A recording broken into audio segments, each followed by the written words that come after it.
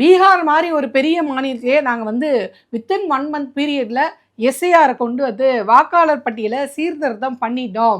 பாருங்க இப்ப நடக்க போற எலக்ஷன் அப்படின்றது, அதாவது இப்ப 2வது கட்டமா அங்க எலக்ஷனே நடந்துட்டு இருக்கு. இந்த எலக்ஷன் அப்படின்றது முழுக்க முழுக்க நாங்க வந்து ஃபில்டர் பண்ணி நடத்துற எலக்ஷனு. இதுல எந்த தப்பு தவறுமே நடக்காது. அப்படின்னு சொல்லி கிட்டத்தட்ட 65 லட்சம் வாக்காளர்கள லிஸ்ட்ல இருந்து தூக்குனது தான் மிச்சம். ஸோ சூட்டோட சூட்டா எலக்ஷனையும் முடிச்சிட்டோம்னா, நம்ம ஜெயிக்கிறதுக்கான வாய்ப்பு அதிகமா இருக்கும்னு அவங்க வந்து எப்படி எப்படியோ பல்டி அடிச்சு பார்க்குறாங்க. பீகார்ல பாஜக கூட சேர்ந்து எலெக்ஷன் கமிஷனும் பண்ண வேலைய தமிழ்நாட்டுல அத அப்படியே இம்ப்ளிமெண்ட் பண்ணி பார்க்கலாம். இங்கேயும் வந்து யார் யாரெல்லாம் நமக்கு ஓட்டு போடாம எதிர்க்கட்சிக்கு ஓட்டு போடுறாங்களோ அவங்க வாக்குரிமையை நம்ம பறிச்சிருவோம். அப்படின்ற ஐடியா வச்சு தான் எஸ்ஐஆரை உள்ள கொண்டு வந்து இவங்க வேலையில இறங்கியிருக்காங்க அப்படின்னு சொல்லணும். ஸோ இப்போ தமிழ்நாட்டில் நவம்பர் 4ஆம் தேதி வந்து இவங்க வந்து கொண்டு வந்தாங்க. கிட்டத்தட்ட ஒரு வார காலம் முடிஞ்சு இப்போ வந்து நடந்துட்டு இருக்கு.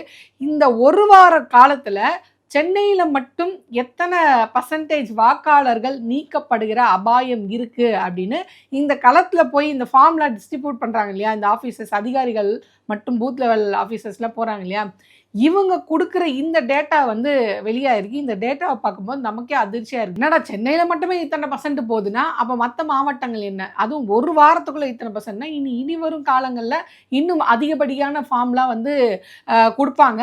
இன்னும் அதில் இன்னும் எத்தனை பேர் போவாங்க அப்படின்ற விஷயத்தை நினைக்கும் போதே நம்மளுக்கு வந்து பதறது. ஏன்னா கிட்டத்தட்ட சென்னையில் மட்டும் அவங்க என்ன சொல்கிறாங்கன்னா 25% வாக்காளர்களுடைய பேர்கள் வந்து வாக்காளர் பட்டியலேருந்து நீக்கப்படுகிற அபாயம் எட்டி இருக்கு அப்படின்னு சொல்றாங்க. இதை வந்து யார் சொல்றாங்க இந்த டேட்டாவை அப்படின்னு பார்த்தீங்கன்னா, இந்த ஃபார்மை போய் நேரடியாக களத்தில் கொடுக்குறாங்க இல்லையா, அப்படி கொடுக்குற பட்சத்தில் எந்தெந்த ஃபார்ம்லாம் திருப்பி வரல, யார் யாரெல்லாம் வந்து இந்த டாக்குமெண்ட், அதாவது எலெக்ஷன் கமிஷன் ஆஃப் இந்தியா கேட்குற அந்த டாக்குமெண்ட்டை ப்ரொடியூஸ் பண்ண முடியலையோ அவங்க அப்படின்னு சில காரணங்களை அடுக்குறாங்க. இந்த காரணங்களால், அதாவது இவங்க இடம்பெயர்ந்து போயிருக்கலாம், ஏற்கனவே இப்போ ஒரு அட்ரஸில் இருந்திருப்பாங்க, இப்போ அந்த அட்ரஸில் அவங்க இல்லாமல் இருக்கலாம், இதனால் அவங்களுக்கு வாக்காளர் பட்டியலேருந்து நீக்கப்படலாம்.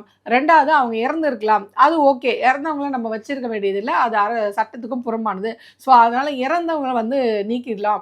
2வது வந்து நாங்கள் கேட்குற, அதாவது எலெக்ஷன் கமிஷன் கேட்குற 13 டாக்குமெண்ட்டை வந்து கொடுக்க முடியாமல் போகிறதுனால அவங்கள வாக்காளர் பட்டியலேருந்து நாங்கள் நீக்கிடுவோம்.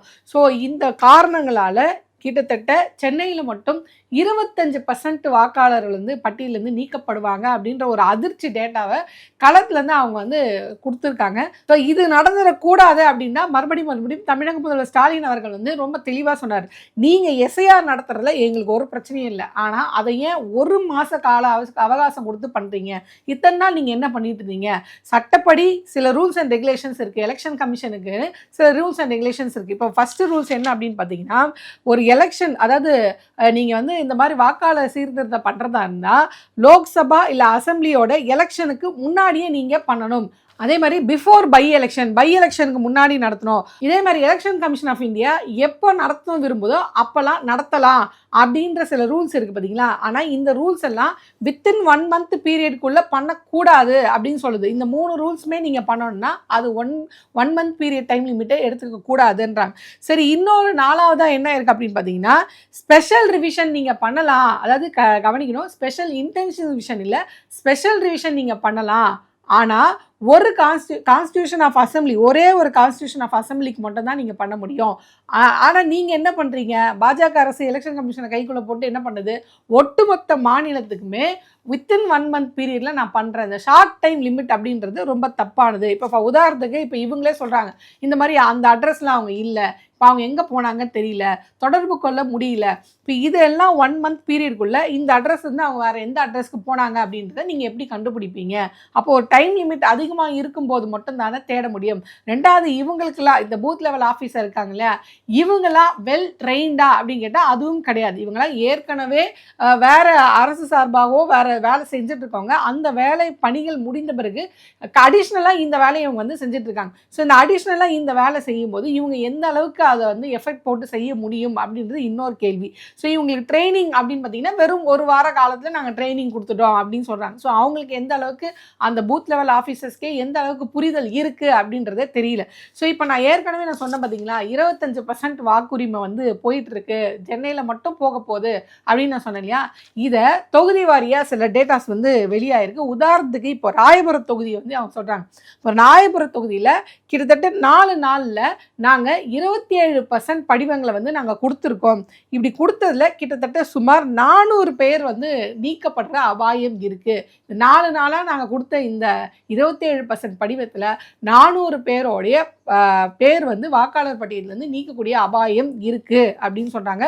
இதே மாதிரி பழைய வண்ணாரப்பேட்டை ஓல்டு வாஷர்மென்ட் இருக்கு பார்த்தீங்களா, இதில் கிட்டத்தட்ட 1500 வாக்காளர்களை 400 பேரோட விவரம் என்னன்னே தெரியல. அவங்க எங்கே போனாங்க, ஏதானாங்க, அந்த அட்ரஸ் தான் இருக்காங்களா இல்லையா, இல்லை வேறு மாநிலத்தில் போய் செட்டில் ஆகிட்டாங்களா. ஸோ இந்த மாதிரி எந்த தகவலுமே இல்லை. 400 பேரோடைய தகவல்கள் இல்லை. ஆனால் 50 பேர் வந்து இறந்துட்டாங்கன்னு தெரியுது. ஸோ சிலர் வந்து வேறு இடத்துக்கு மாறி போயிட்டாங்க. இப்போ கொடுத்துருக்க அட்ரஸ்னு அவங்க இல்லை, வேறு இடத்துக்கு மாறி போயிட்டாங்க. ஸோ 400 பேரோடைய தகவல் என்னன்னு தெரியல அப்படின்னு அந்த ஓல்டு வாஷர்மென்ட் அப்படின்ற அந்த குறிப்பிட்ட தொகுதிக்கு சொல்கிறாங்க. இதே மாதிரி சண்முகராயன் தெரு அப்படின்ற ஒரு குறிப்பிட்ட இடத்த வச்சு என்ன சொல்றாங்கன்னா, கிட்டத்தட்ட 700 வாக்காளர்ல 150 வாக்காளர்கள் வந்து நாங்கள் தொடர்பு கொள்ளவே முடியல. அவங்க ஏற்கனவே கொடுத்த ஃபோன் நம்பரில் அவங்க இல்லாமல் இருக்கலாம், அவங்க அதே அட்ரஸில் இல்லாமல் இருக்கலாம். ஸோ ஏற்கனவே நான் சொன்னேன் பார்த்தீங்களா, 3 காரணம். ஒன்று இறந்துருக்கணும், இல்லை வேறு இடத்துக்கு மாறி போயிருக்கணும். ஸோ 2வது டாக்குமெண்ட் கொடுக்க முடியல அப்படின்னு சொன்ன பார்த்தீங்கன்னா, இந்த காரணங்களை காமிச்சு தான் இவங்களை வாக்காளர் பட்டியலேருந்து நீக்க முடியும்னு சொன்னதில் இது வரைக்கும் சொன்ன 3 இடங்கள்லையுமே அவங்க சொல்கிறது என்னென்னா, தொடர்பு கொள்ள முடியல, எங்கே இருக்காங்கன்னு தெரியல, இத்தனை பேர் இறந்துருக்காங்க. ஸோ இதில் இந்த தொடர்பு கொள்ள முடியல, என்ன ஆனாங்கன்னு நிலவரம் தெரியல. அப்போ இவங்களெல்லாம் நீங்கள் இவங்களோட வாக்கெல்லாம் அநியாயமாக போக போதா கேட்பாரே இல்லையா. அப்போ அவங்களாம் வந்து தமிழ்நாட்டில் இத்தனை வருஷம் இருந்தாலும் நீங்கள் அவசரமாக நடத்துகிற எஸ்ஐஆர் காரணமாக இவங்களோட வாக்கெல்லாம் பறிப்போக போகுதா அப்படின்ற கேள்வியும் வந்து வச்சுருக்காங்க. ஸோ சென்னை மாதிரி ஒரு நகரம் இருக்கும்போது, சென்னை மாதிரி நகரத்தில் யாரெல்லாம் இருப்பாங்க, வீட்டில் இருக்கவங்களா இருப்பாங்க, எல்லாம் அடிச்சு பிடிச்சி வேலைக்கு ஓடுறவங்க தான் இருக்கிறாங்க. ஸோ இப்படி பரபரப்பாக இயங்கி கொண்டு இருக்கிற இந்த நகரத்தில் நீங்கள் போகிற டைமுக்கு அங்கே வீட்டில் ஆள் இல்லை. இப்போ வீட்டில் ஆள் இல்லைன்றதுனால ஃபார்ம் யார்கிட்ட கொடுத்துட்டு போவீங்க? ஃபார்ம் கொடுக்க முடியாதுன்றதுனால அவங்க ஃபார்மை வாங்க முடியாத சூழ்நிலை. அவங்க ஒன்றும் சும்மா இல்லை, வேலைக்கு போயிருக்காங்க. இப்போ இந்த வேலைக்கு போயிருந்தாங்க, நான் போகிற நேரத்தில் அவங்க இல்லை, அதனால் நான் ஃபார்ம் கொடுக்க முடியாதுன்றதுனால இந்த ஒரு காரணத்துக்காக நீங்கள் வந்து அவங்கள வாக்காளர் பட்டியலிருந்து நீக்க போகிறீங்களா அப்படின்ற அந்த கேள்வியை முன்வைக்கும்போது அவங்க என்ன சொன்னாங்க, இல்லை இல்லை நாங்கள் தொடர்பு கொள்வோம் அவங்கள, இதுக்கப்புறமா கொஞ்ச நாள் கழித்து தொடர்பு கொள்வோம், அது எத்தனை நாள் கழிச்சுன்னு தெரியல. இதே மாதிரி ஜாஃபர்கான்பேட்டை, இந்த ஜாஃபர்கான்பேட்டையில் வந்து கிட்டத்தட்ட 1409 வாக்காளர்களில் சரிபார்க்கும் குழு வந்து, அதாவது அவங்க குழு, இந்த எஸ்ஐஆர் குழு இருக்குது பார்த்தீங்களா, இந்த சரிபார்க்கும், இதே மாதிரி இந்த ஜாஃபர்கான்பேட்டை இருக்குது பார்த்தீங்களா, இங்கே 1409 வாக்காளரில் சரிபார்க்கும் குழு இருக்குது பார்த்தீங்களா, இவங்க 492 படிவங்களை இதுவரையும் கொடுத்துருக்காங்க.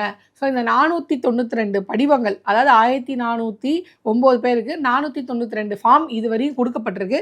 இதில் 30 பேர் வந்து இறந்து போயிட்டாங்க அப்படின்ற நிலவரம் தெரிஞ்சிருக்கு.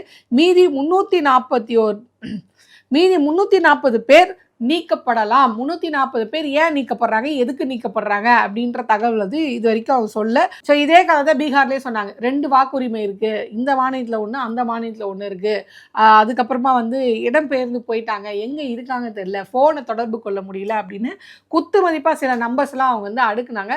ஸோ அது பெரிய லெவல் நம்பர்ஸ், இது சின்ன லெவல் நம்பர்ஸ். ஆனால் இது வந்து இப்போ தான் ஆரம்பிச்சிருக்கு. ஒரு வாரம் வித்தின் 1 பீரியடில் இத்தனை இது வந்து அவங்க சொல்லிட்டு இருக்காங்க. அதுக்கு உதாரணமாக சில தொகுதிகள் வந்து அவங்க சொல்லியிருக்காங்க. ஸோ இதில் அவங்க இன்னொரு இது என்ன சொல்கிறாங்க அப்படின்னு பார்த்தீங்கன்னா, சேப்பாக்கம் தொகுதி, இந்த சேப்பாக்கம் தொகுதியில் இந்த கணக்கெடுக்கும் ஆஃபீஸர்ஸ் இருப்பாங்க இல்லையா, இந்த கணக்கெடுப்பாளர்கள் என்ன சொல்கிறாங்கன்னா, 1111 வாக்காளரில் கிட்டத்தட்ட 225 பெயர்கள் நீக்கப்படலாம். என்ன காரணம்? 2 காரணம், இடம்பெயர்ந்து விட்டார்கள், இறந்து விட்டார்கள், தகவல் தெரியவில்லை அப்படின்ற மாதிரி தான். ஸோ இதை இடம்பெயர்ந்து விட்டார்கள், அதனால் தகவல் தெரியவில்லை, இறந்து விட்டார்கள். ஸோ இந்த காரணத்தை காமிச்சு கிட்டத்தட்ட 225 வாக்காளர்கள் பேர் நீக்கப்படலாம். அதே மாதிரி விருகம்பாக்கத்தில் 1419 வாக்காளர் இருக்காங்க. இதில் 7 பேர் இதுவரையும் இறந்துட்டாங்க, அவங்கள நீக்கிறது உறுதியாயிடுச்சு. 30 பேரோடைய பேர் வந்து நீக்கப்படலாம். காரணம் அதே தான், இந்த மாதிரி காணோம் இல்லை அப்படின்னு. ஸோ இதில் அவங்க இன்னொரு பாயிண்ட் என்ன சொல்கிறாங்கன்னா, இப்போ நீங்கள் வந்து இடம் பெயர்ந்துட்டீங்க, இப்போ நீங்கள் எந்த அட்ரஸில் இருக்கீங்களோ அந்த அட்ரஸை வச்சு நீங்கள் வந்து ப்ரூஃபை காமிச்சு புதுசாக உங்களுடைய வாக்காளர் அட்டையை புதுப்பிக்கணும் அப்படின்ற தகவலையும் அவங்க சொல்லியிருக்காங்க. ஸோ இப்போ இதுவரை வந்த தகவல் படி கிட்டத்தட்ட 16 லட்சம் படிவங்கள் வந்து விநியோகம் பண்ணியிருக்காங்க அப்படின்னு சொல்லப்பட்டிருக்கு. இந்த 16 லட்ச படிவங்களில் யார் யார் இறந்தவங்க, யார் யார் இடம்பெயர்ந்து போயிருக்காங்க, யார் யாருக்கு தகவல் தெரியல அப்படின்ற கரெக்டான டேட்டா இதுவரை தெரியலையே அப்படின்னு கேட்கும்போது, இல்லை இதோடைய சரிபார்ப்பு இது முடிந்த பிறகு, அதாவது எல்லாமே சரிபார்த்து முடிஞ்ச பிறகு இந்த டிராஃப்ட் பட்டியல் வெளியிடுவோம். அந்த டிராஃப்ட் பட்டியலில் உங்கள் பேர் இல்லாத பட்சத்தில் நீங்கள் வந்து கொண்டு வந்து சரிபார்த்து சேர்க்கலாம். ஸோ இதில் இன்னொரு ப்ளஸ்ஸாக இப்போ சமீபமாக எலெக்ஷன் கமிஷன் என்ன சொல்லியிருந்தா, ஆன்லைனில் நீங்கள் போய் பதிவு பண்ணலாம் அப்படின்ற ஒரு கூடுதல் விவரத்தை அவங்க வந்து வெளியிட்டிருக்காங்க. ஸோ இதுக்கு அவங்க சில கேட்குற அந்த டாக்குமெண்ட்ஸில் இதுக்கு முன்னாடியே பல வீடியோக்களில் நம்ம சொல்லியிருக்கோம். ஏஜ் ப்ரூஃப் கேட்குறாங்க, அட்ரஸ் ப்ரூஃப் கேட்குறாங்க, இறந்துட்டாங்கன்னா அதுக்கு இறப்பு சான்றிதழ் கொடுக்கணும், இல்லை மத்திய மாநில அரசோடைய பொதுத்துறை நிறுவனத்திலேருந்து வேலை செய்கிற அந்த ஐடி கார்டு. ஸோ இந்த மாதிரி 13 டாக்குமெண்ட் கேட்குறாங்க. ஆதார் கார்டை வந்து உச்சநீதிமன்றத்துடைய வற்புறுத்தல் பேரில் அவங்க அக்செப்ட் பண்ணுறாங்க. ஆனாலும் அதை வந்து தனிநபருடைய அடையாளம் அப்படின்னு தான் சொல்கிறாங்க. அது குடியுரிமைக்கான அடையாளமாக எடுத்துக்கொள்ள முடியாது, ஆதாரமாக எடுத்துக்கொள்ள முடியாது அப்படின்னும் ஒரு இக்க வச்சுருக்காங்க. ஸோ இந்த பிரச்சனைலாம் ஓடிட்டு இருக்கு.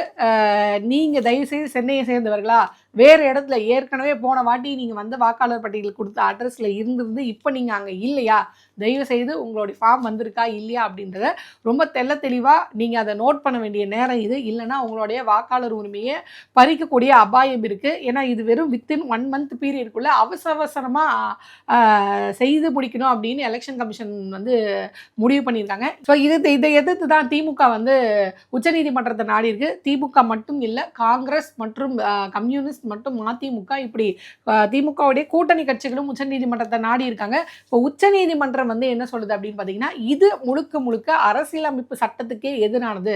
நான் இதுக்கு முன்னாடியே சொன்ன மாதிரி, ஸோ இது முழுக்க அரசியலமைப்பு சட்டத்துக்கே எதிரானது. எப்படி அரசியலமைப்பு சட்டத்துக்கு எதிரானது அப்படின்னா, நான் ஏற்கனவே 3 பாயிண்ட் சொன்ன பார்த்தீங்களா, before election of Lok Sabha or assembly 1, 2வது பிஃபோர் பை எலெக்ஷன், 3வது எலெக்ஷன் கமிஷன் எப்போ வேணாலும் அவங்க விரும்பும்போது பண்ணலாம். ஆனால் இதில் 1 மந்த் பீரியட்குள்ளே பண்ண முடியாது.